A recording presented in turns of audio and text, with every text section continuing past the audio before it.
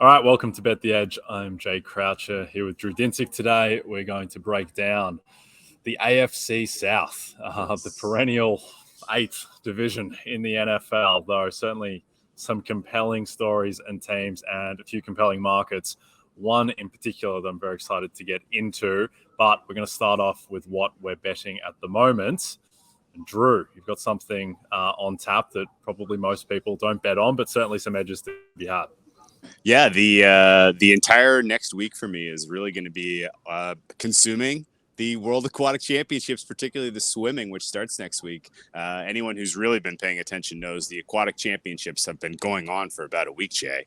China just absolutely dominating the diving, and to no surprise to those who follow closely, Spain taking over the artistic aquatic division for the foreseeable future, which is a little bit of an upset because that used to be where the Russians would dominate. But now it is Spanish territory as they have conquered artistic swimming. But really, for me, it's all about the traditional swimming events, which start in earnest with maybe the most anticipated swimming race of the entire calendar year, maybe of the last 4 years, actually. Going back to the last Olympics, I don't think there's been a race that's been more anticipated than the women's 400-meter freestyle, which is going to be Saturday night for those of us in the United States. It's a multi-day program, right? They spread it out, and it will go all week next week, culminating with sort of the big shebang on Sunday, July 30th, of course, on NBC and Peacock. But the women's 400 free is really where my handicap is focused for now, because it is a 3-horse race where you have 3 women that all have a realistic chance to set the world record.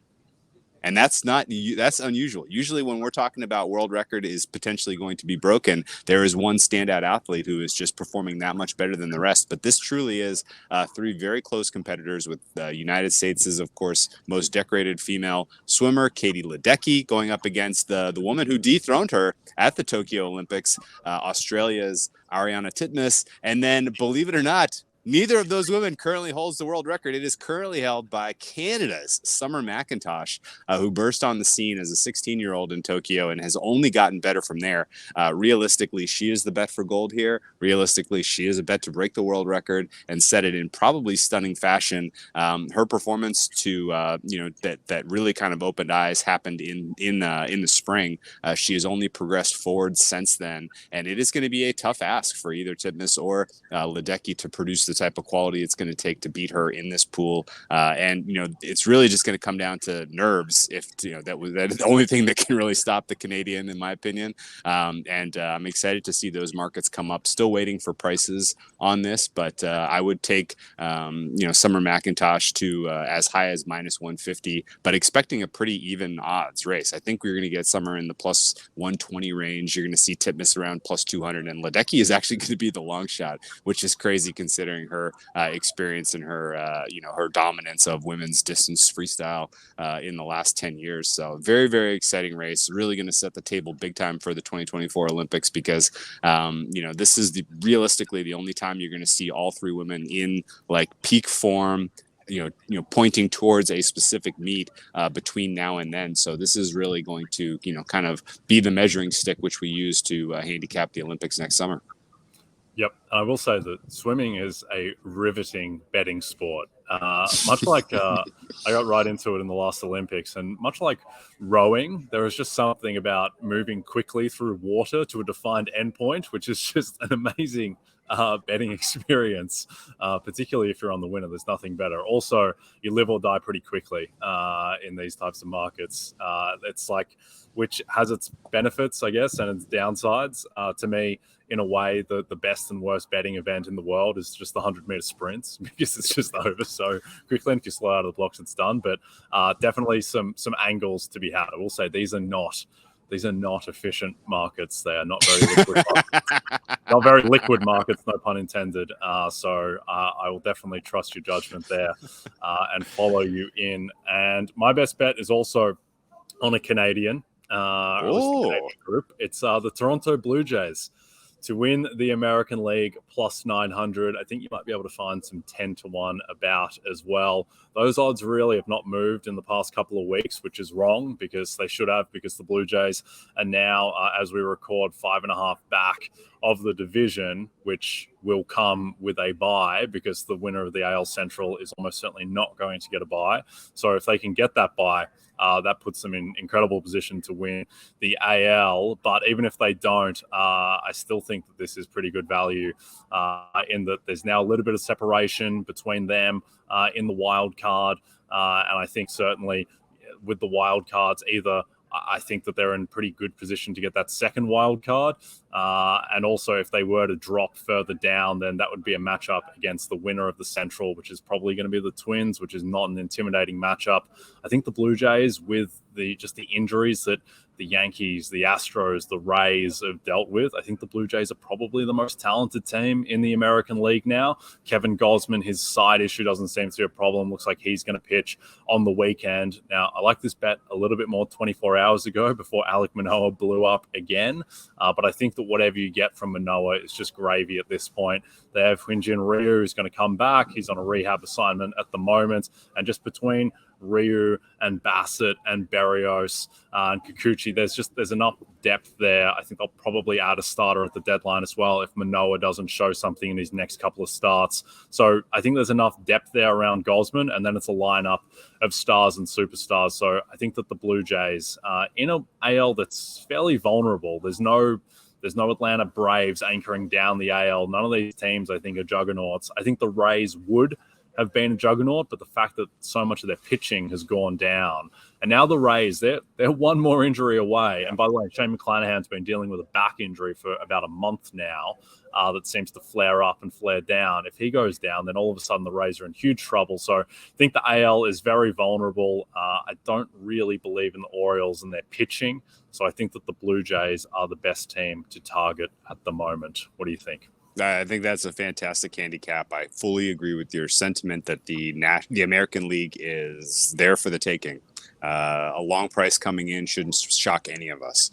And yeah, the Blue Jays buyers at the deadline, particularly to get an arm, maybe pick off one of the White Sox, or maybe go.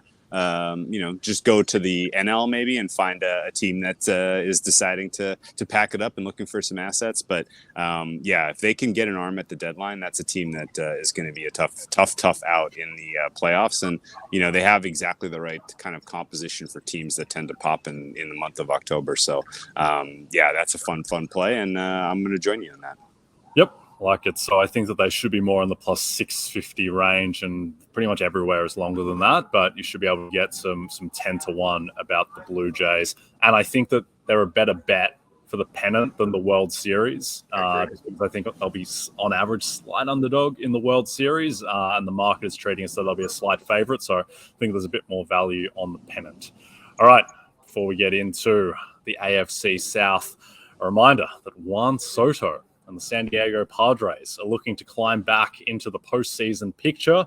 They'll have a shot to inch closer on Sunday MLB leadoff in Detroit when they face the Tigers. Stream it all live on July 23rd at 11:30 a.m. Eastern, exclusively on Peacock. All right, AFC South. Let's start off with the Jacksonville Jaguars, who are the favorites to win the division at minus 155. Win total set at 9.5, pretty heavily backed over there, minus 150, 10-1 to be the 1 seed in the AFC, 14-1 to win the AFC altogether, 25-1 to win the Super Bowl. And we'll get into some player markets after that. But what's your overall read on the Jags? Is minus 155, is that too aggressive, or do they warrant being that price? No, fair price for me is closer to minus 250. And it's because they clearly have the best quarterback in this division. And, realistically, we've made our case, I think, a couple of times in some of the offseason pods for why there is some tremendous upside for the Jaguars. And it comes from the fact that 6 of their games are against the other teams in this division who have huge question marks.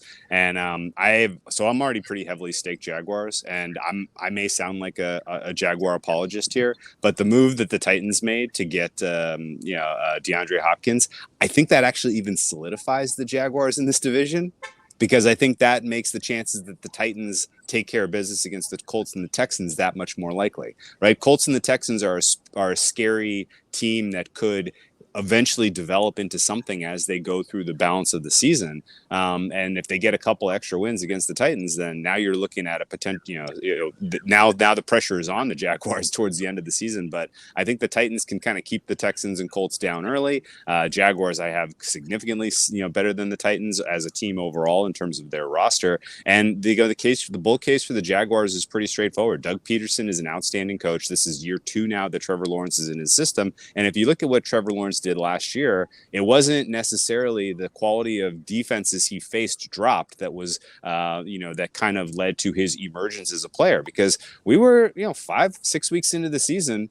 The narrative around the 2021 quarterback class was, are all of these guys busts? Like, no one had really put it together to that point, including Trevor Lawrence, who struggled out of the gate last season, had some ups and downs, couple of hot moments early in the season, but really it wasn't until after Thanksgiving that you really started to see the game slow down for him. And I think that's pretty scary for everyone else in the AFC. You don't want one more, kind of elite quarterback to have to go through. And, if you want to, people have kind of gotten past the point where they are understanding how weak this division is and how much that favors them to get a favorable seat in the AFC. And they've gotten to the place where they're like, the Jaguars aren't that good. This is going to be the division that I'm going to make a case for a long shot. And it's going to be this team for this reason. And in reality, all 3 other teams are fatally flawed. I think the Jaguars have a nice nucleus of young defensive players. Their offensive line is maybe the only question that I had, although their interior offensive line is quite strong. It's mostly just the tackle position that is a question mark, and that is largely because Cam Robinson's going to be suspended for the opening portion of the season, but his suspension now is only 4 games. I think the fact that you get that they spent first-round draft capital on Anton Harrison is huge for him to fill in that time frame. And then I think this offense has the potential to get better as the season goes on, and they have a relatively weak schedule, which is really the key ingredient in all of this. Jaguars they play some tough teams. Most notably, I circled the game at the Bills, which, when you knew who was playing who and where, that was a bad game for them on the schedule. Well, schedule makers did them an incredible solid by making that game in London. And oh, by the way, the Jaguars play in London leading into that game. So all of a sudden, they have the travel advantage in a game that was expected to be a Buffalo Bills home game. This is a weird kind of wrinkle in the schedule making, but I think realistically that helps give them a better chance to get that particular win. And if they're beating some of the higher level teams in the AFC on top of taking care of business against the weaker opponents on their schedule, then 10-1 to be the 1 seed in the AFC is not crazy. And then if you're already in week 2 of the AFC playoff picture and have a home game in week 2 in the AFC playoff picture, then I really don't know why you can't make another step forward. Let us not forget, this is a team that went through some pretty incredible adversity last year. They were down 27-0 in the playoffs at home, found a way to win. Doug Pederson, Trevor Lawrence have exactly the kind of makeup a team that I don't mind getting behind at all. So for me, it is all roses when it comes to the Jaguars in terms of their ceiling this year. And I am not intentionally, but I'm ignoring some of the naysayers kind of pointing at some of the issues about that roster and some of the downside, because I really just don't see any other team that has anywhere close to the same ceiling within their division. Yep, no, I agree. Definitely on the ceiling point. I think that the thing with the Jags, as you mentioned, is just that the gap between Lawrence and every other quarterback was already pretty material, I think, and should only be expected to grow, given that he's in his 3rd year and he made pretty significant strides from year 1 to year 2. And also just the generational type of prospect that he was, you'd expect him to, make a Joe Burrow type of leap. Certainly, he's got that kind of talent. The only thing is, which you mentioned as well, the fact that they have a first-place schedule and they have these extra games against Kansas City, Buffalo, San Francisco, that is the one deterrent. But certainly you would think that if Lawrence stays healthy and they avoid mass injuries, that they should be able to win this division pretty comfortably. Not a great pass rush would be the other thing outside of Josh Allen, but it may not really matter in this division. So I think it's rightfully faced. Any concerns about the pass rush? A little bit, but Trayvon Walker was drafted 1st overall. If he doesn't, Yeah, I know, but if he doesn't take a step forward and provide, the disruptive force that lets some of the other guys, Josh Allen, I give Josh Allen a tremendous grade as a Oh, pass he's rusher. fantastic. Yeah, It's just tremendous. Yeah, and so basically, to me, it starts with Trayvon Walker. If he's able to be the disruptive force that warrants a first overall pick, then I think that unlocks a lot of these other younger guys for a little bit more potential. What I would ask you is, are you ready to go Jags money line with me week 2 as we welcome the Kansas City Chiefs in, who may be looking past the Jaguars in that spot? I think the Jaguars have that one circled. And that win combined with the advantage over the Bills could, that's really what we're looking for here to get a 10-1 home. Are you ready to play Jags money line week 2? Jags money line week 2. KC will have an extended break, right, off the Thursday game. Yeah, we'll see. What's the line in that one? Probably going to be KC -6-ish. Yeah, in Jacksonville. I think the Jags might start to get a little bit more market respect. But, I mean, if they can win that, because obviously they are favored against Indy, and then it's Houston, Atlanta after that KC game. So if they win that KC game, they're a pretty good chance to be 4-0. I think the Jags, and we talked about the same thing last year, where just Lawrence gives them an incredible amount of variance and upside, where, it is not outside the realm of possibility that they could be the 1 seed, particularly with racking up those wins against the lesser teams. And also the fact that they play Kansas City and Buffalo does have a little bit of upside for the 1 seed if you're going to bet on that, because those are the 2 teams that they're most likely to be competing with. You'd rather not play them at all, but there is some upside in being able to take care of business in beating them. So, I think the Jags are rightfully the favorites in terms of awards markets. Trevor Lawrence, 16-1 MVP. I don't really love that at the price. Offensive Player of the Year candidates, Travis Etienne, Calvin Ridley, 66-1. Can't get involved there.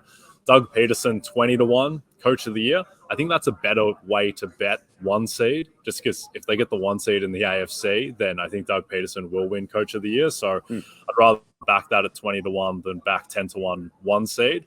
At the same time, I feel like Doug Pederson kind of had his Coach of the Year, his Coach of the Year shot last year with the first-year bounce with winning the division. So I think that creates a little bit of a higher bar. He's not going to win Coach of the Year if they go 12-5 and are a 3 seed. Right. I just think that's going to happen. He needs the 1 seed or 14 wins, something in that range. So he would be the only one that I would look at entertaining a bet, but I think there are probably better ways to bet the Jags.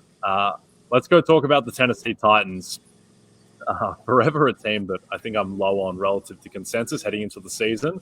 Feels like the market, though, has adjusted, where now there's a decent amount of pessimism, where their win total is set at 7.5. The under is slightly backed at -120. They're +220 to make the playoffs, +325 to win the division, 40-1 to win the AFC. Are you lukewarm on the Titans? I am, and it really comes down to some of the holes on this roster, particularly on the offensive line. They have addressed one of the key holes, which was the wide receiver position, bringing in DeAndre Hopkins. That does help elevate that group overall. But I still really don't see an offensive line that's going to be able to provide protection to a player in Ryan Tannehill who needs protection, number one. And number two is definitely injury prone as well. If this turns into Titans can't find ways to get to 24, 27 points on a given weekend, then I think they're in a little bit of a trouble.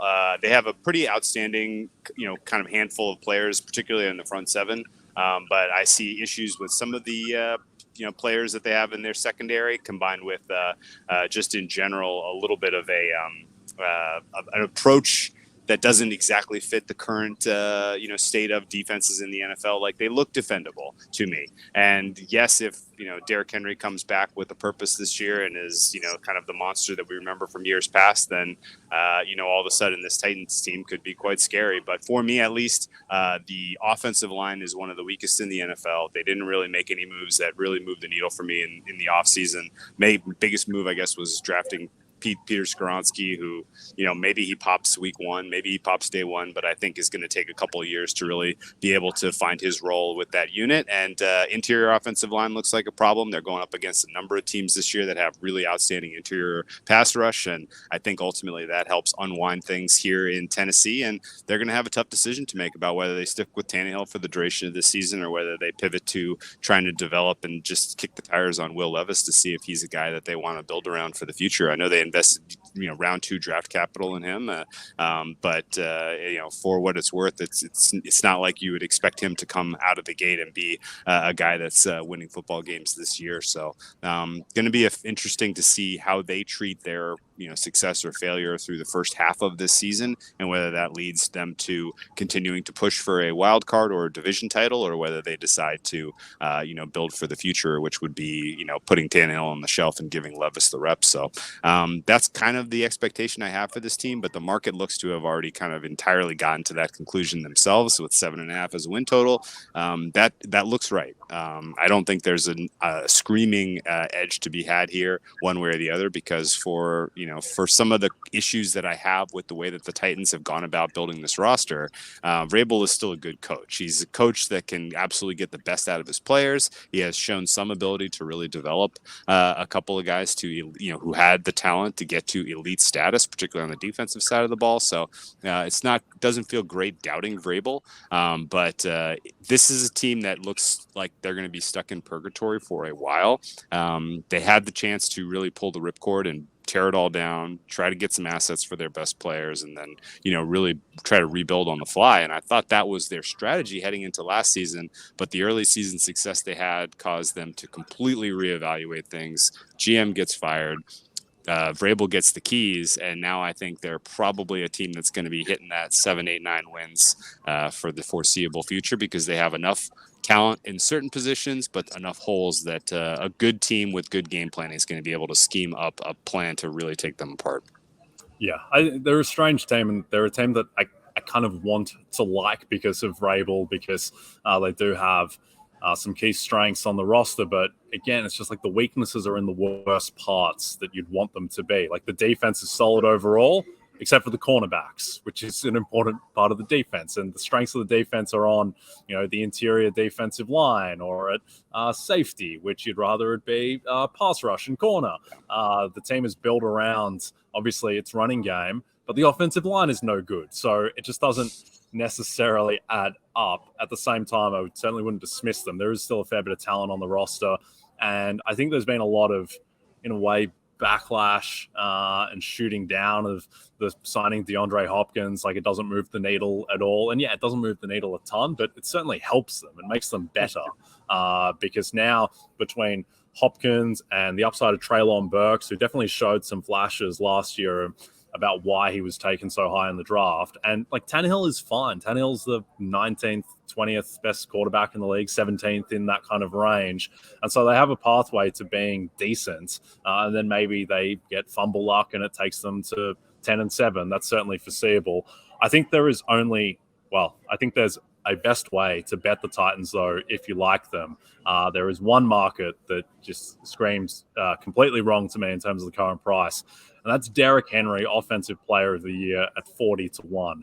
That's just insane. Derrick Henry should never be 40-1 to win Offensive Player of the Year until his production completely falls off a cliff, and it hasn't. Even behind a poor offensive line last year, felt like he had a kind of a par season, and he was 1538 rushing yards, 13 touchdowns, and that was with sitting the last game of the season. He went through a torrid stretch in the kind of middle to back end of the year where he was torching teams, putting up 200 yards on the Texans for fun. Henry is still the same guy. His PFF grade is still excellent. He hasn't fallen off. Coming into last year, I thought that Henry, he's a prime candidate to fall off because running backs, they're just not built to withstand his kind of workload. The fact that he had the foot injury, some of his explosiveness metrics had fallen off in 2021. And then last year, he's just the same guy again. He's just the same guy, Derrick Henry. And this is a little bit silly to be putting this much weight on the analysis, but when I was in Radio Row in Phoenix for the Super Bowl, I was walking around. It's very crowded, as you know. I was walking around on my phone, not really looking where I was going. And then I hit a brick wall and I fell backwards. And the brick wall was Derrick Henry. This guy is not of this planet. He's the biggest human being I've ever seen in my life. And then all of a sudden it made a little bit more sense about why the rules of getting 370 carries, why they don't necessarily apply to this person, because he's not like others. So I think Derrick Henry, I'm just going to kind of believe in him until we see him completely fall off. And the other thing is he's a free agent at the end of the year. I don't care. They're just going to run him 350 times until he breaks. And so I think he has a decent chance at flirting with 2,000 rushing yards. Look, here's the thing. He is shorter than 40-1 to get 2,000 rushing yards. And if you get 2,000 rushing yards, you're almost an automatic win for this award. So what do you think of the King? Yeah, he's built different. I think you said it right. We saw this with Adrian Peterson. People expected him to drop off suddenly, and he lasted another 5 years beyond his peak. And I think that's sort of the kind of mold you're expecting with Henry. And I think that's a similar, it's a fair comp. I don't even actually know if there is a fair comp for Henry. He is built different. He is one of one. And the offensive line is maybe the only thing that concerns me. And also the scheme, the predictability. We don't know exactly what we're going to get, but if it has Mike Vrabel's fingerprints on it, like some of the key moments of last season, then all of a sudden I'm a little nervous that he's looking at 8-man boxes.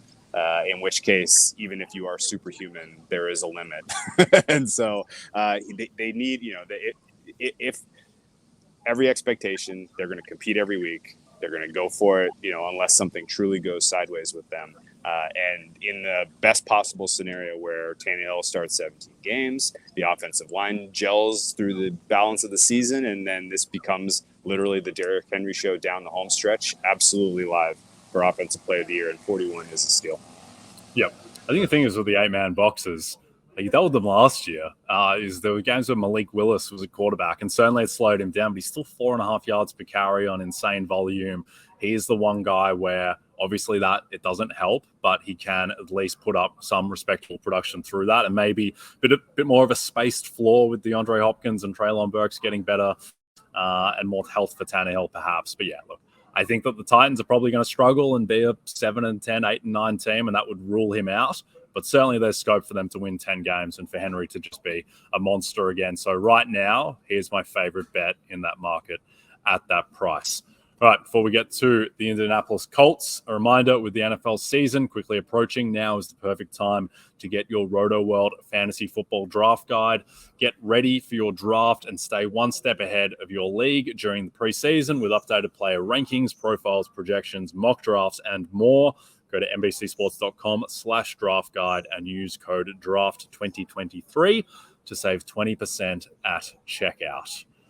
All right, Indianapolis Colts, one of the stranger teams in football. Their win total is set at 6.5. They are plus 550 to win the division, plus 350 to make the playoffs. If you like the Colts, probably better off just betting the division, I think.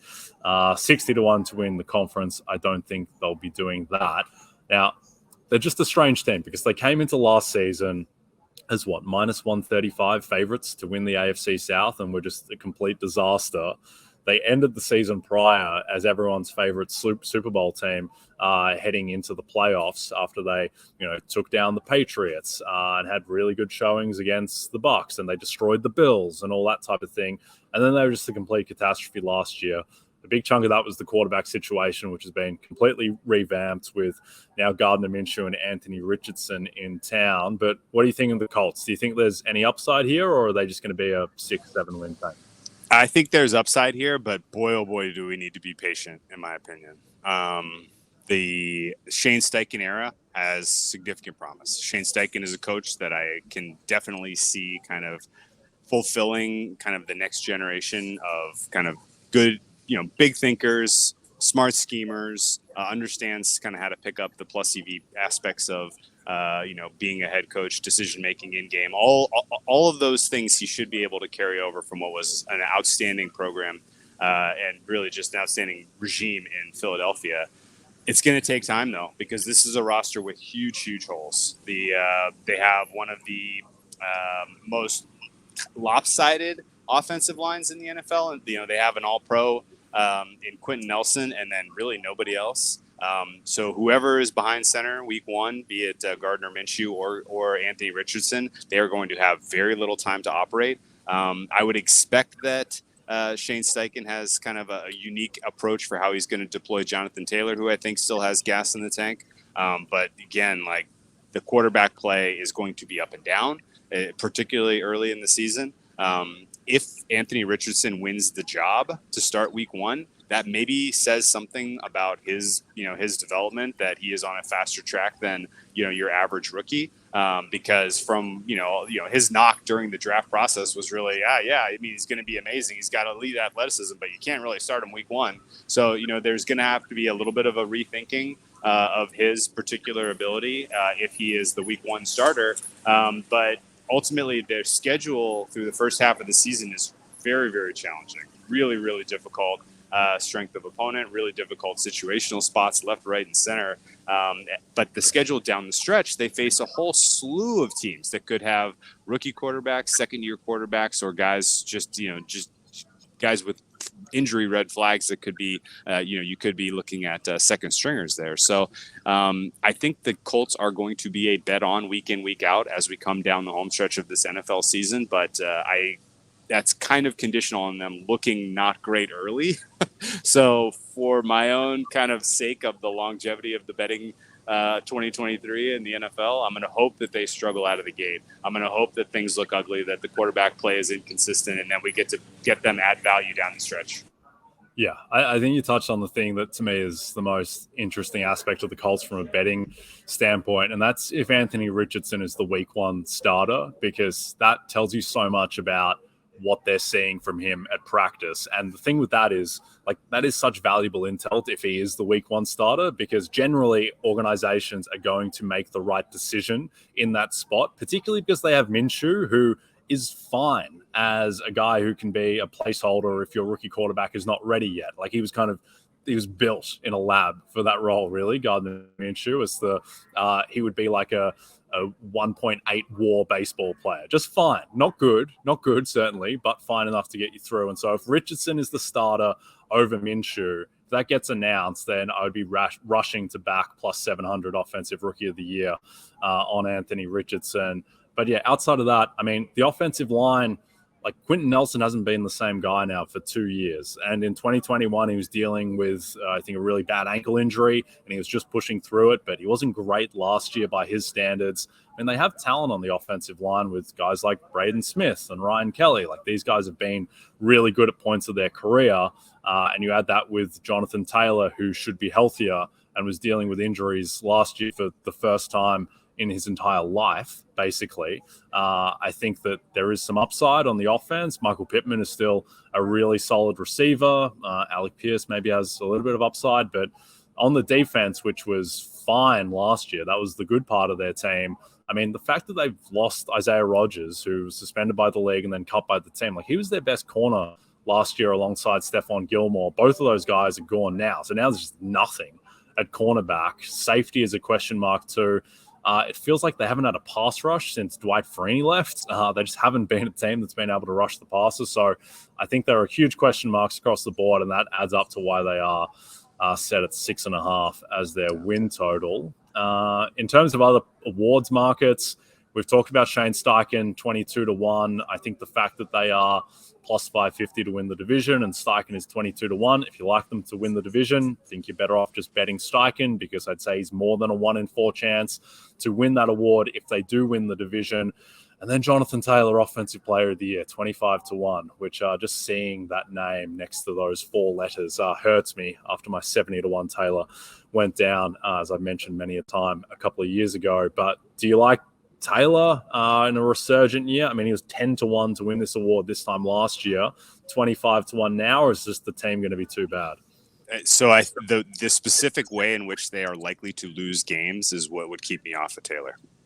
Secondary is miserable. Teams are going to be able to pass on them, which means your plan A, if you come in with a good passing attack, is going to be able to points on this Colts team, and then turn around and put their offense in a situation where they're coming from behind, they're forced to throw, and the offensive line issues would lead to sacks, big time game swinging, game stopping plays for their opposition. So they're going to need to go up against teams that have, when they are up against a team that has subpar quarterback play and or no skill position players, and they also have the potential for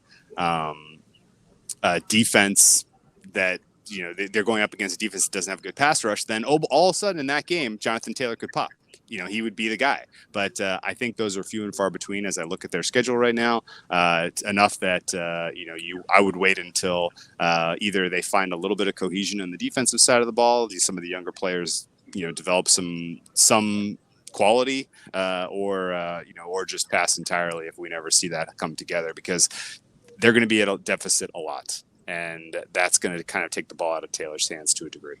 Yeah. Also don't like that they play in a division with the Jags and the Titans, who have excellent run defenses. That's balanced out a little bit by the Texans having a terrible run defense, but that's 4 games out of 6 against divisional opponents where, you wouldn't expect that Taylor's getting 5 yards per carry. Should note quickly that Nate Atkins of the Indy Star said on the Roto-World Football Show that the Colts are prepping Richardson in camp this summer for all the reps that a starter would take. Still, for Offensive Rookie of the Year, Richardson plus 700, I would still wait just until there is a bit more momentum and it becomes more obvious that he is the starter. I don't think the price should move too much until that point.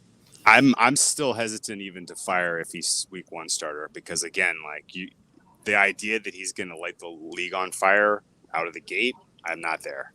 Sure. And so if he's 0-4, if he's throwing picks, if the game is moving too fast for him in the month of September, that could drift.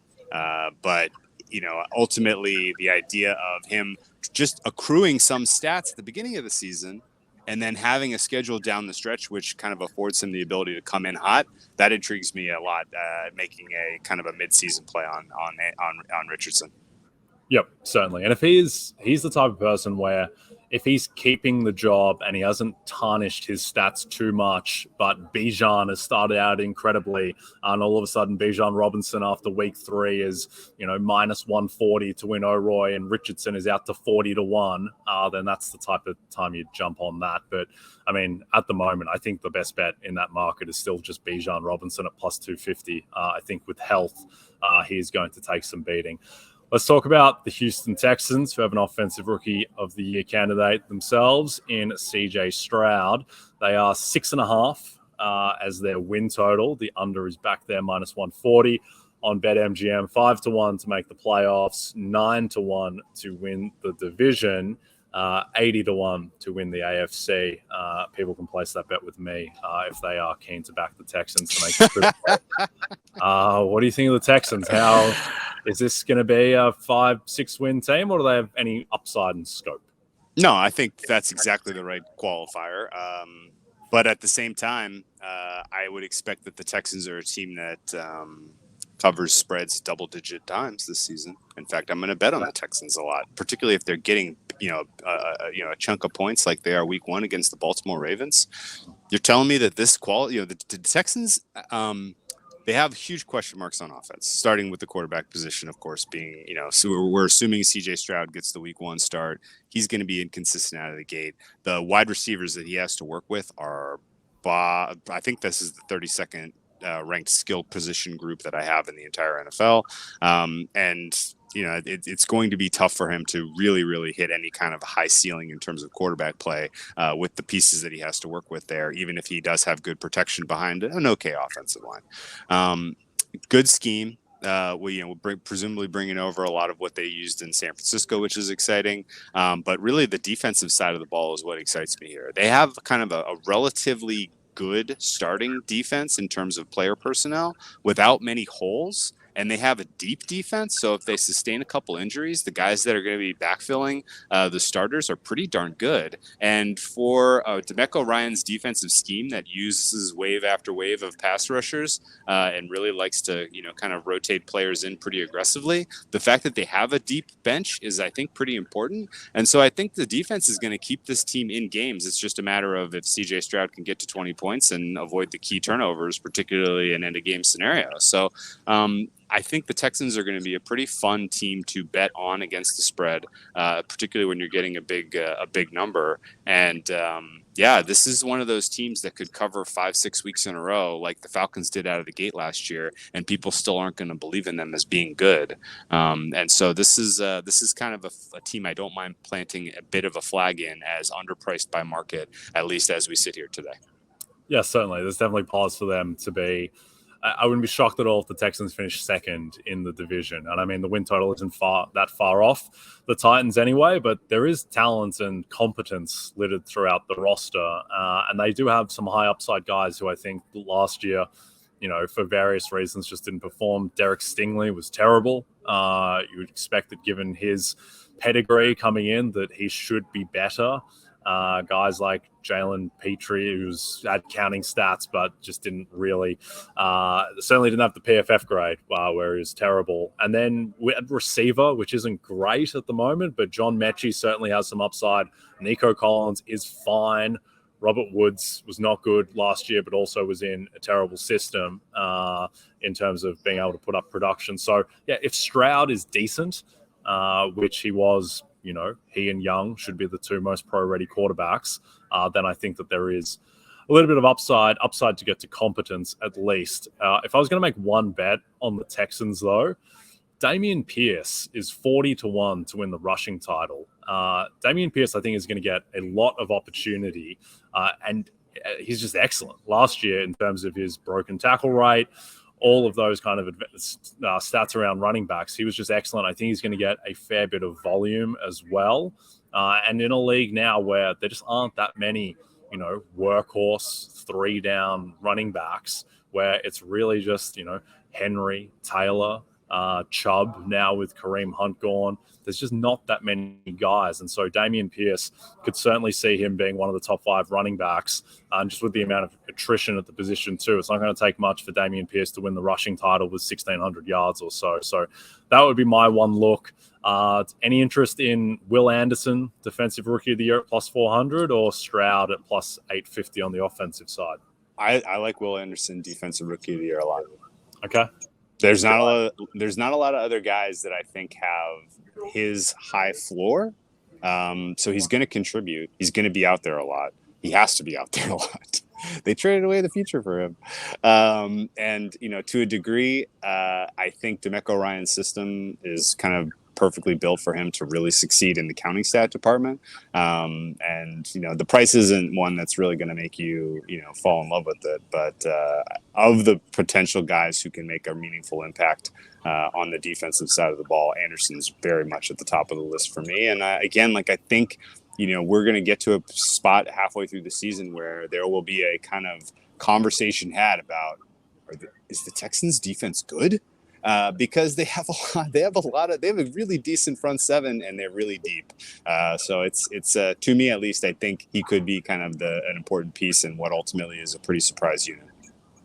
Yeah, I think Will Anderson has a lot of kind of Malcolm Brogdon's sixth man, strong default winner type of vibe, where maybe doesn't have the explosive upside, but might just be the safest bet on the board. And I think he is rightfully the favorite.